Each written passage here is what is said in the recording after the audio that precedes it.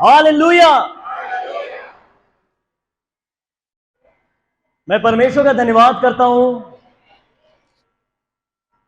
जिसने मुझे मौका दिया है मैं आपके बीच में परमेश्वर के वचन में से बातें करूं, और अपने अगुओं का भी धन्यवाद करता हूं जिन्होंने मौका दिया है। Hallelujah, hallelujah. आइए एक वचन को पढ़ते हैं। मत्ती की किताब उसका 4 अध्याय, मत्ती की किताब उसका 4 अध्याय और उसके 17 पद को पढ़ेंगे। उस समय से यीशु ने प्रचार करना और ये कहना आरंभ किया, मन फिराओ क्योंकि स्वर्ग का राज निकट आया है। हालेलुया। यीशु मसीह जिनको खुदा ने भेजा हमारे लिए, जब उन्होंने सेवकाई स्टार्ट की,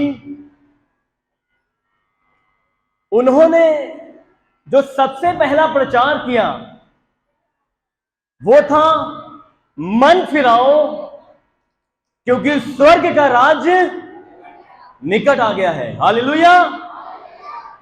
यीशु मसीह ने जब सेवकाई स्टार्ट की तो सबसे पहले उन्होंने मन फिराओ के विषय में ही क्यों प्रचार किया?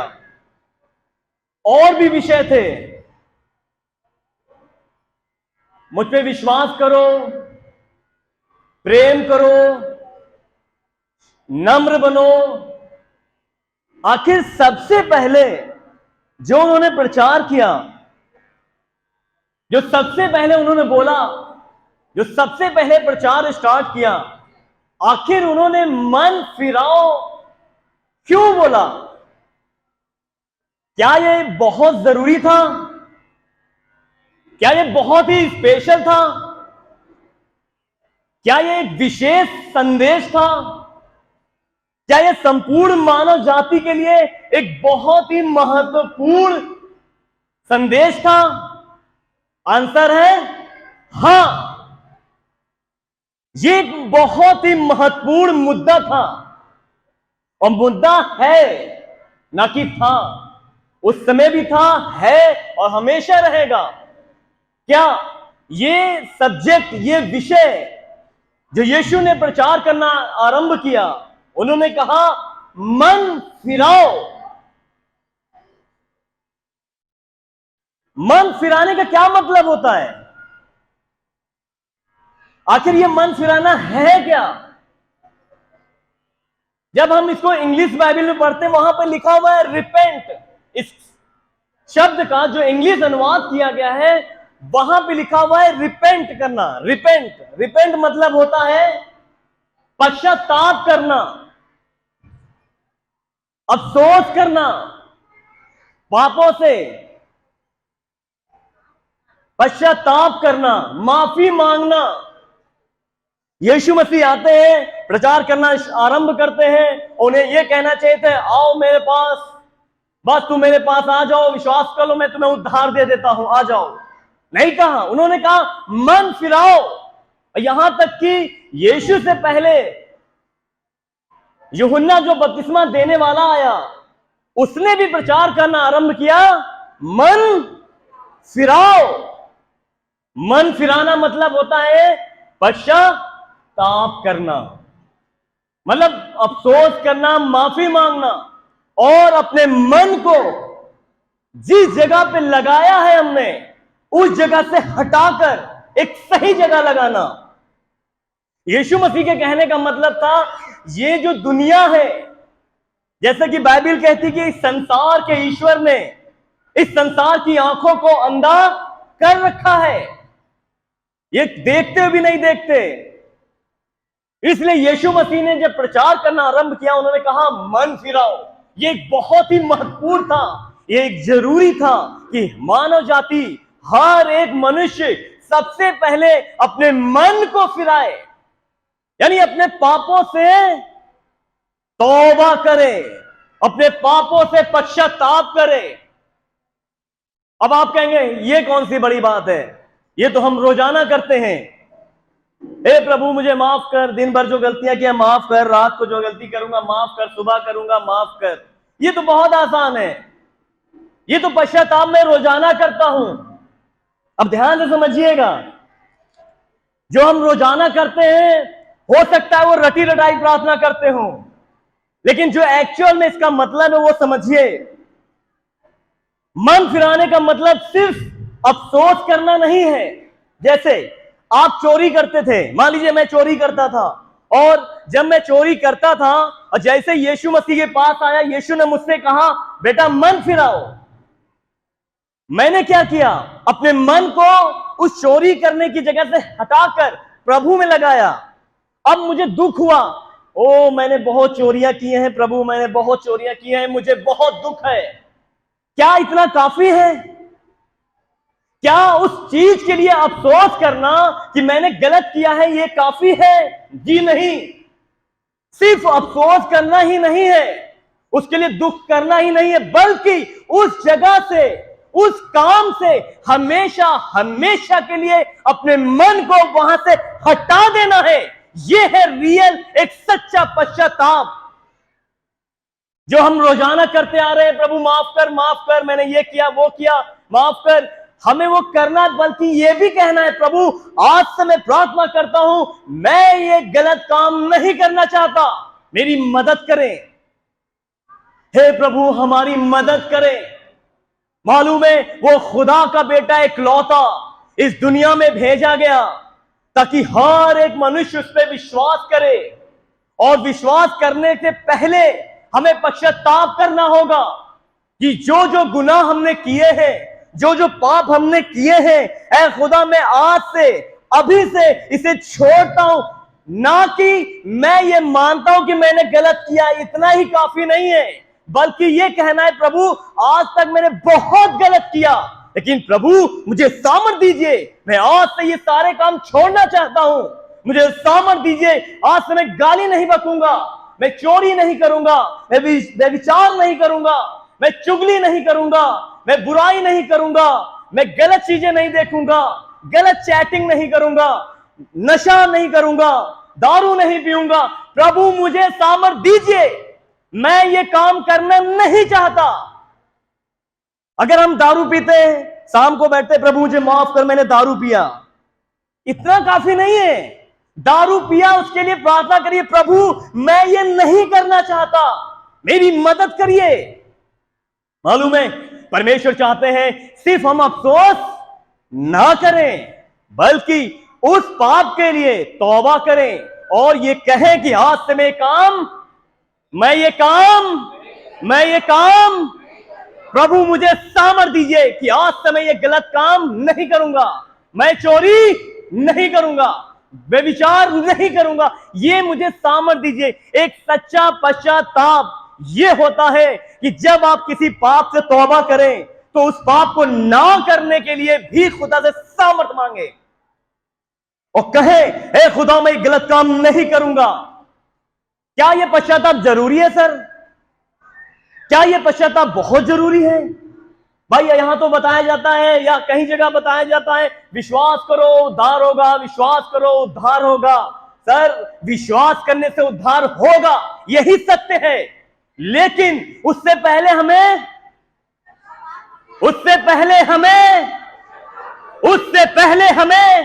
अपने पापों से पश्चाताप करना होगा। जब तक हम पापों से पश्चाताप नहीं करते वो मेरा विश्वास अधूरा है, झूठा है। कैसे?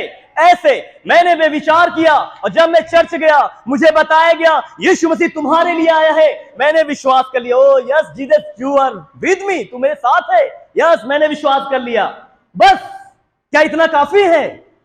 उसे रोना होगा, गिड़गिड़ाना होगा और कहना होगा हे खुदा तू मेरे लिए आया और मैं तो अभी गलत काम करके आ रहा हूं, हे खुदा मुझे माफ कर, हे खुदा मुझे माफ कर और मैं ये काम नहीं करना चाहता। एक सच्चा पश्चाताप जरूरी है, एक पश्चाताप करना जरूरी है, अपने मन को फिराना जरूरी है। मालूम है जब पूरी दुनिया नहीं थी, परमेश्वर ने दुनिया का निर्माण किया और सबसे पहले एक मनुष्य बनाया जिसका नाम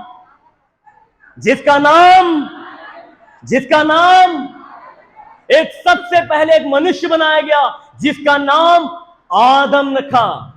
और परमेश्वर ने उसके लिए एक स्त्री का निर्माण किया जिसका नाम हव्वा रखा। और उनसे कहा एक फल है, एक पेड़ है, उसका फल मत खाना। और शैतान के बहकावे में आकर उन लोगों ने फल को खा लिया। अब एक बात समझिएगा ध्यान से, उत्पत्ति 3 अध्याय उसका 11 पद पढ़िए, 11-12 ध्यान से सुनिएगा, पढ़े भाई। उसने कहा परमेश्वर आए, आदम ने फल खाया था, उसे पता चल गया वो नंगा है, वो छुप गया। परमेश्वर ने कहा अरे आदम कहां है? उसने कहा मैं यहां हूं। तब परमेश्वर ने उससे कहा क्या तूने फल खाया? उसने कहा हां। फिर 11 पद को ध्यान से सुनिएगा जी, फिर से पढ़े। उसने कहा यानी परमेश्वर ने कहा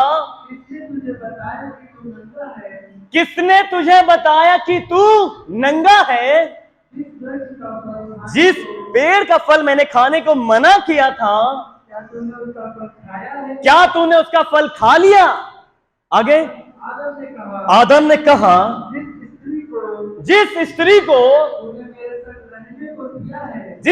तूने मेरे साथ रहने को दिया है,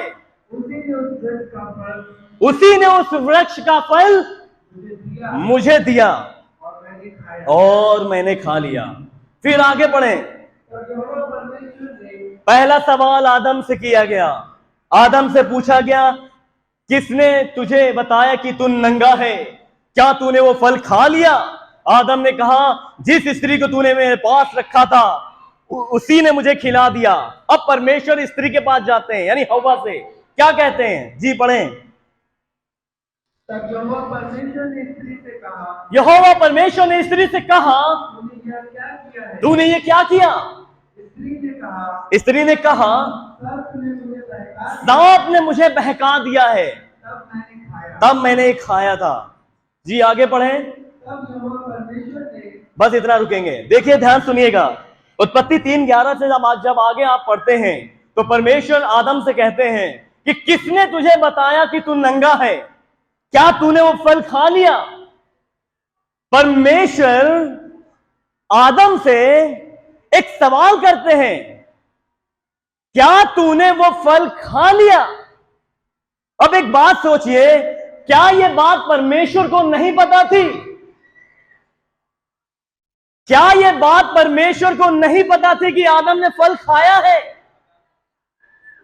फिर परमेश्वर ने आदम से क्यों पूछा कि क्या तूने वो फल खा लिया? जब परमेश्वर ये जानते थे कि आदम ने फल खा लिया है, फिर भी परमेश्वर ने आदम से क्यों पूछा कि क्या तूने वो फल खा लिया? जबकि परमेश्वर सब जानते थे और फिर भी आदम से पूछा।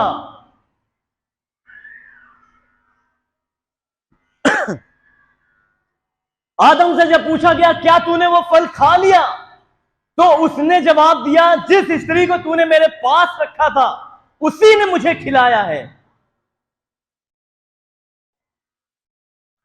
मालूम है परमेश्वर क्या चाहते थे? एक बात बताइए, क्या परमेश्वर आदम से प्रेम करते थे? फटाफट बताइए, क्या परमेश्वर आदम से प्रेम करते थे? बोलिए हां। तो फिर भी परमेश्वर ने आदम को माफ क्यों नहीं किया? आदम ने एक छोटी सी गलती की थी, वो फल खा लिया, लेकिन फिर भी परमेश्वर ने आदम को माफ नहीं किया। क्यों?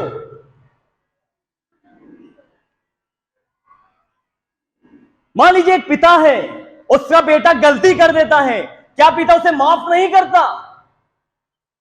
कर देता है। लेकिन परमेश्वर जो बहुत प्रेमी है, प्रेम का सागर है, जिसका नाम भी प्रेम है, उसने उस आदम को माफ क्यों नहीं किया?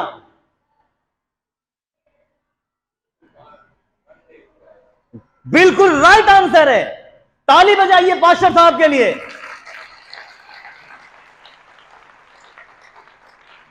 आदम से पूछा गया, किसने तुझे बताया कि वो फल, किसने तुझे बताया कि तू नंगा है, क्या तूने वो फल खा लिया? एक सिंपल सा सवाल था। आदम को कहना चाहिए था, हे प्रभु मुझे माफ कर दे, तूने तो मना किया था, फिर भी मैंने वो फल खा लिया, मुझे माफ कर। मालूम है आदम ने माफी, बल्कि उसने दोषारोपण किया, मतलब उसने एक दूसरे पर दोषारोपण किया। जब हव्वा से कहा तूने ये क्या किया, हव्वा ने भी गलती नहीं मानी, हे प्रभु मुझे माफ कर। उसने कहा शैतान आया था, उसने मुझे बहका दिया, मैं क्या करती, मैंने खा लिया। परमेश्वर प्रेमी है, परमेश्वर हमसे बहुत प्यार करते हैं।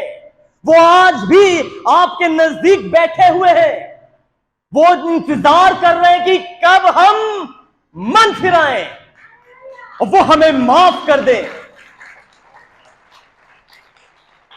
आदम को परमेश्वर माफ कर सकते थे, लेकिन ये अब लोग कहेंगे अगर माफ कर देते आगे दुनिया कैसे बनती, ये कैसे होता। जी हां, सही कहा आपने, यही तो उसकी योजना थी कि आज पूरी दुनिया को ये बता सके कि सुनो, एक आदमी के माफी ना मांगने के कारण पूरी दुनिया आज पाप में पड़ी हुई है।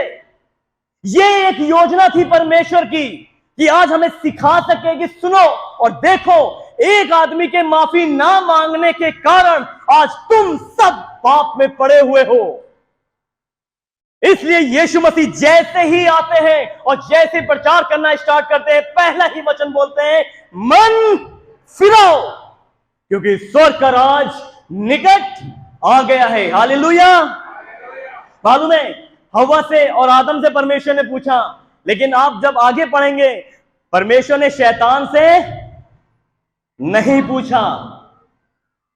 मालूम है 14 पद पढ़ देंगे समझ में आ जाएगा। 14 पद,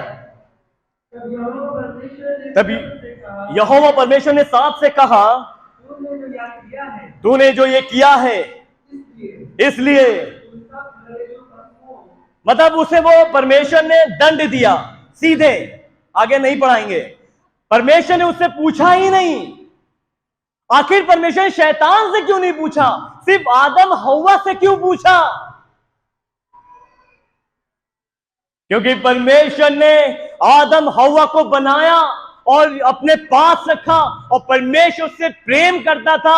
आदम के दिल में कोई कपट नहीं थी, हव्वा के दिल में कोई कपट नहीं थी। इसलिए परमेश्वर चाहते थे, क्या चाहते थे कि आदम माफी मांगे, हव्वा माफी मांगे, पश्चाताप करे, मैं उसे माफ कर दूं।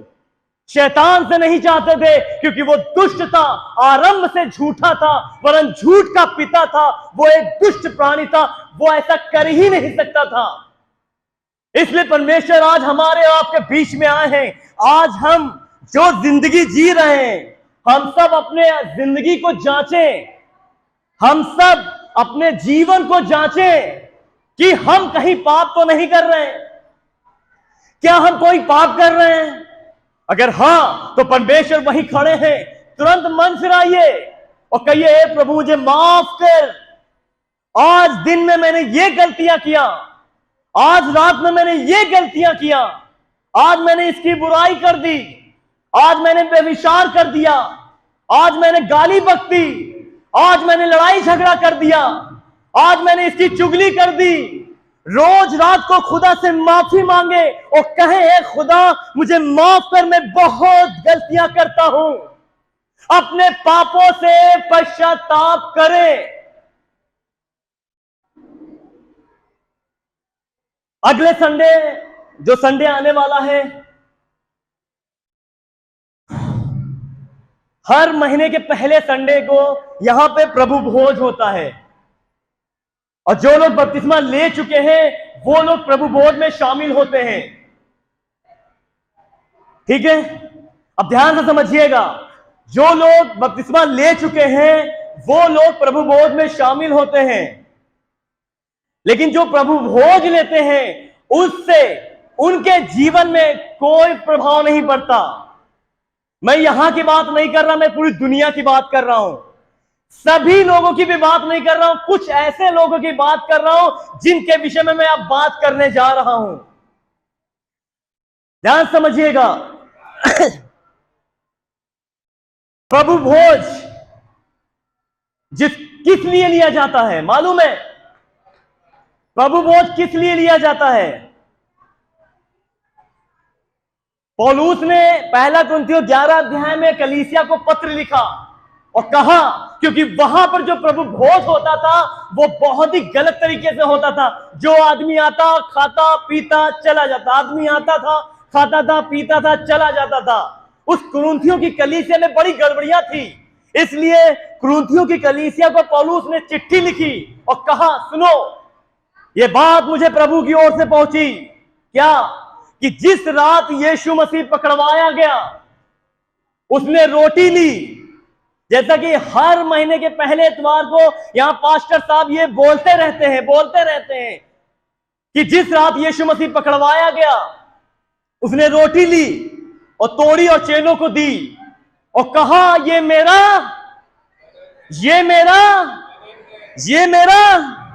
रोटी ली, तोड़ी और चेलों को दिया और कहा, ये रोटी नहीं है, ये मेरा बदन है जो तुम्हारे लिए तोड़ी जाती है। मेरी यादगारी में हमेशा तुम यही किया करना। फिर उन्हें ब्यारी के पीछे कटोरा भी लिया और अपने चेलों को दिया और कहा, ये लहू एक मेरी लहू में नई वाचा का लहू है जो तुम्हारे गुनाहों के निमित्त बहाया जाता है, और मेरी यादगारी में तुम इसी तरह किया करना। अब एक बात बताइए सच्चे दिल से, मुझे मत बताइए, अपने आप को बताइए, आप में से कितने ऐसे लोग हैं जो प्रभु भोज लेते समय उस प्रभु की पीड़ा को याद करते हैं कि जैसे ये रोटी टूट रही है, यीशु मसीह का बदन भी ऐसे तोड़ा गया था। हम में से ऐसा कोई मनुष्य है? अगर है तो वो धन्य है। प्रभु भोज को बिल्कुल भी गलत रीति से ना लीजिए। बहुत से लोग उसी दिन आते हैं सिर्फ प्रभु भोज लेने के लिए, और बहुत से लोग बस खड़े आ जाते हैं, आंखें खुली रहती है, ना प्रार्थना करना है, ना ही मन को वहां पे लगाना है। यीशु मसीह ने कहा, मेरी यादगारी में ऐसा करना। किस लिए करना? यीशु मसीह की यादगारी में प्रभु भोज मनाया जाता है। यादगारी का क्या मतलब है? क्या याद करना है हमको? जब हम प्रभु भोज लेते हैं, पास्टर साहब रोटी देते हैं और तब कहते हैं, ये मसीह ने कहा, ये मेरी देह है। जब आप रोटी लेते हैं, जब हम में से हर एक व्यक्ति उस रोटी को लेता है और जब वो खाता है, क्या याद करता है? हम क्या महसूस करते हैं? पहला कुरिन्थियों 11 अध्याय में बताया है कि जो कोई इस रोटी को गलत रीति से खाएगा या फिर इसे खाते समय प्रभु की देह को नहीं पहचानता, वो इसे खाने से अपने ऊपर दंड लाता है। लिखा, खाते समय प्रभु की देह को पहचानो। ये पश्चाताप का दिन होता है। ये प्रभु भोज एक पश्चाताप का दिन, कि हम उस दिन पश्चाताप भी करें और धन्यवाद भी दें खुदा को। कहे, खुदा तेरा बदन मेरे लिए तोड़ा गया, ऐ खुदा तूने मेरे लिए अपनी जान दे दी। मालूम है, दिन में पाप किया, सुबह पाप किया, दोपहर में आके प्रभु भोज लिया, रात को फिर पाप किया, फिर महीने भर पाप किया, फिर प्रभु भोज वाले दिन आए, रोटी खाई, लहू पिया, फिर पाप किया। क्या फील करते हैं हम? ये प्रभु भोज कोई मजाक नहीं है। मेरे यीशु ने कहा, इसको मेरी यादगारी में करना। क्या याद करते हैं हम? मालूम है, वो खुदा हमसे बहुत प्यार करते हैं, वो प्रभु हमसे बहुत प्यार करते हैं। प्लीज आप सभी से निवेदन है कि जब हम प्रभु भोज लें, जब वो रोटी का टुकड़ा ले, याद करें कि जैसे रोटी का टुकड़ा तोड़ा जा रहा है, मेरा यीशु की शरीर मेरी वजह से ऐसी ही तोड़ी गई थी। कोड़े लगाए गए थे, लहू बहाया गया था, खून खच्चर हुआ था, दाढ़ी नोची गई थी, थप्पड़ मारा गया था, मजाक में हंसी हंसी हम आते हैं, हंसी हंसी खाते हैं, हंसी हंसी पीते हैं और चलते बनते हैं। ये कोई मजाक नहीं है। याद रखें, प्रभु भोज एक पवित्र चीज है, ये एक पवित्रता को दर्शाती है।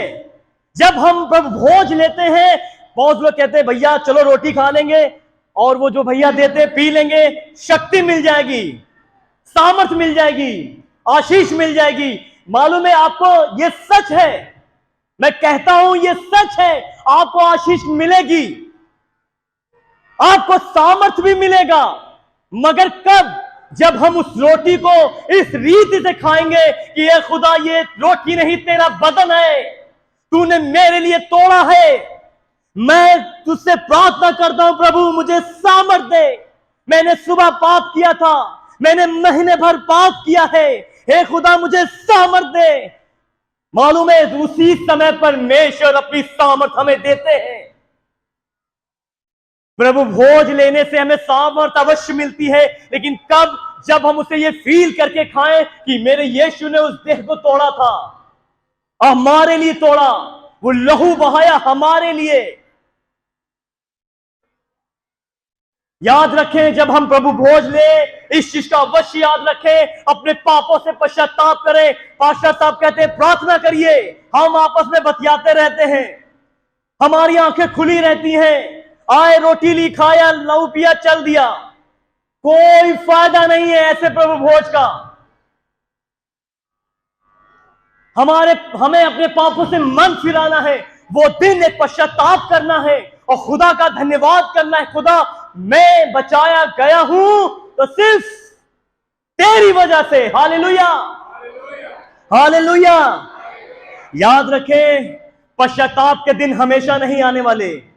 याद रखें, मसीह यीशु कभी भी इस दुनिया में आ जाएंगे। याद रखें, यीशु कभी भी यहां आ सकते हैं। याद रखें, ये ना सोचे कि आज हम पाप कर ले, कल छोड़ देंगे, परसों छोड़ देंगे, 2 महीने बाद छोड़ देंगे। याद रखें, मसीह कभी भी आ सकते हैं। अगर वो एक बार आ गए, फिर हमें दोबारा पापों के लिए पश्चाताप करने का मौका नहीं मिलेगा। मालूम है, इसहाक के 2 बेटे थे, एक का नाम एसाव था, एक का नाम याकूब था। याकूब ने बहुत बढ़िया सी दाल बनाई थी। एसाव जंगल से काम करके आया, उसे बहुत भूख लगी थी, और एसाव ने याकूब से कहा कुछ खाने को दे, बहुत भूख लगी है। याद रखें, याकूब छोटा भाई था, एसाव बड़ा भाई था। एसाव को एक उत्तराधिकारी का पद मिला हुआ था, मतलब जो बड़ा बेटा होता है उसको उत्तराधिकारी का पद मिलता है।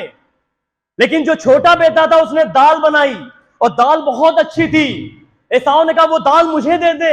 याकूब ने कहा ठीक है मैं दे दूंगा, लेकिन तुझे अपने उत्तराधिकारी का पद मुझे देना होगा। इब्रानियों 12:16 खोल दे, उसमें मिलेगा आपको। इब्रानियों की किताब, उसका 12 अध्याय, उसके 16 पद से पढ़ेंगे, ध्यान से सुनिएगा। ऐसा ना हो कोई जन बेविचारी बने, अब ध्यान सुनिए, या फिर एसाव के समान अधर्मी हो, जिसने एक बार के भोजन के बदले अपने पहलौठे होने का अधिकार बेच डाला। और तुम जानते हो कि बाद में जब उसने दोबारा आशीष पानी चाहिए, योग्य ना ठहरा, और आंसू बहा बहा कर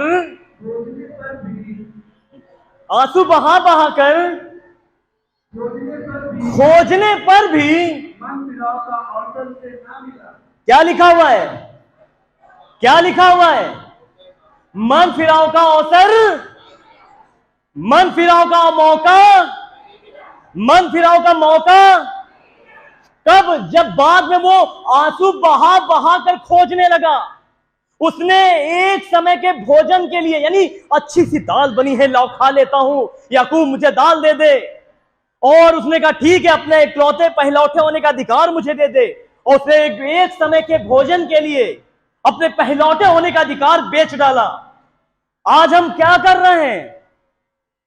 आज भी हम वही काम कर रहे हैं। आज हम थोड़े से धन के लिए, थोड़े से आराम के लिए, उस थोड़े सी लालच के चक्कर में प्रभु के द्वारा दिया गया असीम धन, वो आशीष, वो बरकतें, वो प्यार, वो अनुग्रह ठुकरा रहे हैं। कब? आज। लेकिन एक दिन आएगा जब मसीहा इस दुनिया में आएगा। उस दिन हम आंसू बहा बहा कर मांगेंगे, मुझे माफ कर, माफ कर, माफ कर। उस दिन कोई मौका नहीं मिलने वाला। तो फिर हमें कब मन फिराना है? कब मन फिराना है? कल, परसों, अगले साल, आज, अभी और इसी वक्त। हम जो भी बात कर रहे हैं, मालूम है आपको लगता है मैं चर्च आता हूं, ध्यान समझिएगा, अब मैं चर्च जाता हूं, गीत सुनता हूं, आराधना होती है, फिर घर चला जाता हूं, मैं जो चाहे वो काम करता हूं। मालूम है एक दिन यीशु भी आएगा, सबको ले जाएगा, जैसे आया था वैसे लेके चला जाएगा, आप यहीं रह जाओगे। अगर हमें उसके साथ जाना है तो उसके लिए हमें पापों से पश्चाताप करना होगा। हम जो डेली पाप कर रहे हैं, मालूम है हम नहीं जानते, आप अपने पाप के बारे में जानते हैं, आप अपने दिल के बारे में जानते हैं। हम में से कोई मनुष्य ऐसा नहीं है जो ये कहते कि मैं रोज पाप नहीं करता।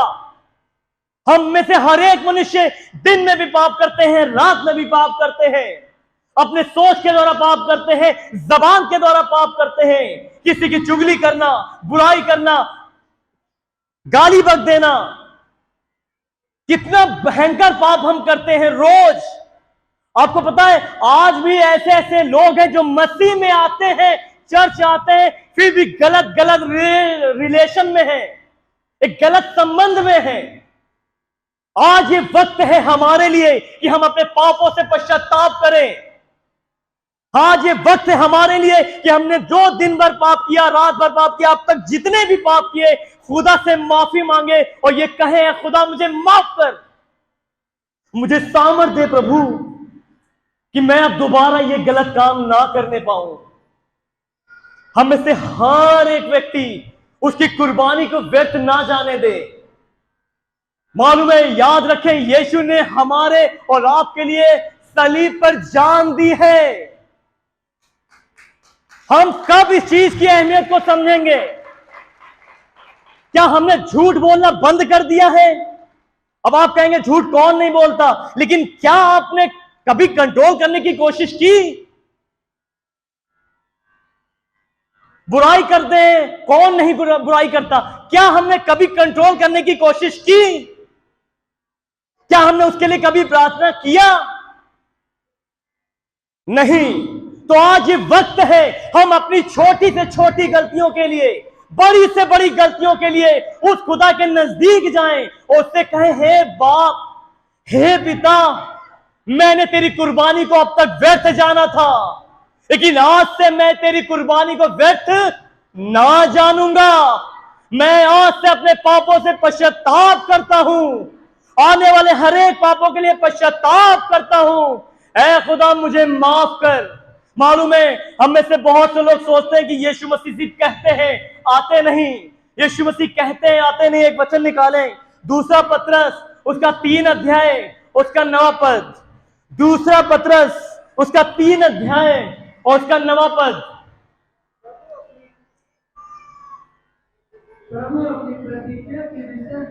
प्रभु अपनी प्रतिज्ञा के विषय में देर नहीं करते, जैसा कि कुछ लोग समझते हैं। और लिखा हुआ है तुम्हारे विषय में धैर्य रखते हैं और ये नहीं चाहते कोई भी मनुष्य नष्ट हो, वरन ये चाहते हैं कि सबको मन फिराव का अवसर मिल सके। मालूम है हम सोचते यीशु मसीह आए नहीं। यीशु मसीह ने अपने वचन के द्वारा आज हमें बता दिया है क्या? वो कह रही सुनो बेटा, मैं तो चाहूं तो अभी आ जाऊं, लेकिन मैं धैर्य रख रहा हूं सिर्फ तुम्हारे लिए कि तुम अभी मन फिरा लो। मैं धैर्य रख रहा हूं तुम्हारे लिए कि तुम मन फिरा लो और पश्चाताप कर लो। अब एक मेरी बात ध्यान से सुनिएगा, अगर हम पश्चाताप ना करें तो क्या होगा? तो फिर कहां जाएंगे? ये नरक क्या है? दांतों का पीसना।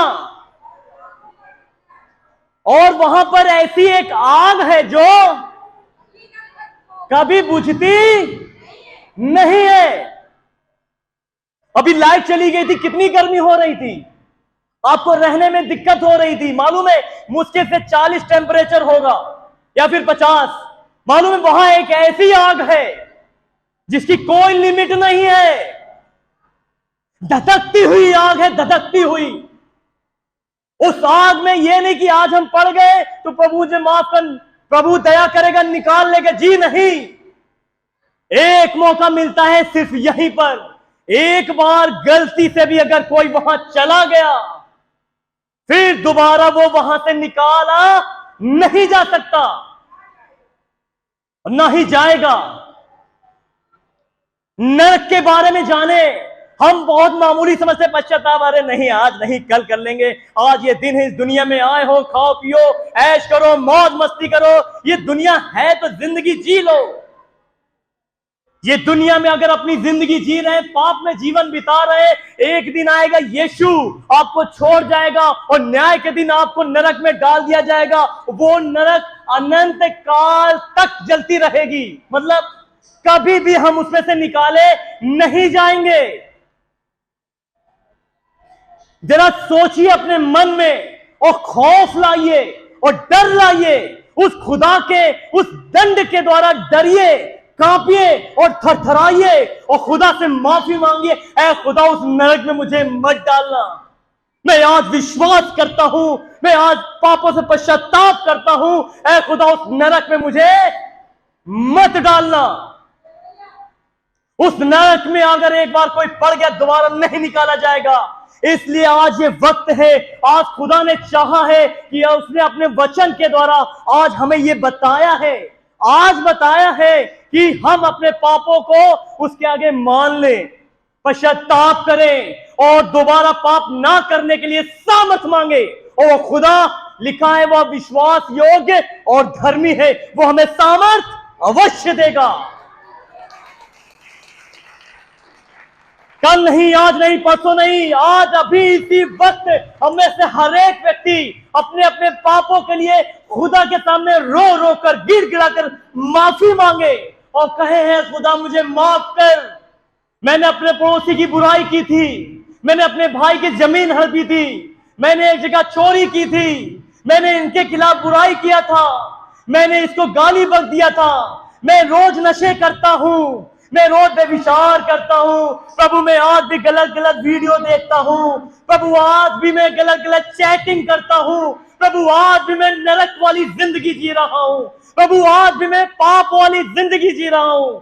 ऐ खुदा मुझे माफ कर, मुझे माफ कर और मुझे सामर्थ दे कि मैं इन सब पापों के दर्द से बचाया जा सकूं। मिला मालूम है खुदा हमें सामर्थ देगा और वो हमें पापों से पश्चाताप करने के बाद, हमें विश्वास करने के बाद हमें उद्धार दे देगा। Hallelujah, hallelujah. ये मेरा काम था परमेश्वर के वचन को आप तक पहुंचाने के लिए। आप अपना फैसला स्वयं कर सकते हैं कि आप पश्चाताप करेंगे या फिर नहीं करेंगे। प्रभु आपको इस वचन के द्वारा आशीष दे। धन्यवाद।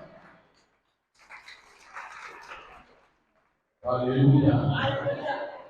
लोगों को वचन समझ में आया तो जोर तरीके से ताली बजा के प्रार्थना करेंगे इस बेटी के लिए जिसे परमेश्वर ने अपनी सेवकाई में, वचन की सेवकाई में बढ़ाया है और आज मौका दिया कि हम इसके द्वारा एक अच्छा वचन सुनने पाए। तो यीशु मसीह धन्यवाद करते हैं और बेटी के जीवन के लिए जिसे आप अपने वचन की सेवकाई के लिए इस्तेमाल करते हैं। पिता परमेश्वर उम्मीद है कि बेटा आपकी महिमा का पात्र बने और सदैव आपकी महिमा करता रहे, उसके साथ उसके परिवार के साथ हम सब मिलकर आशीर्वाद। हालेलुया। ये समय है कि हम लोग अपनी एक भेंट चढ़ाएंगे और परमेश्वर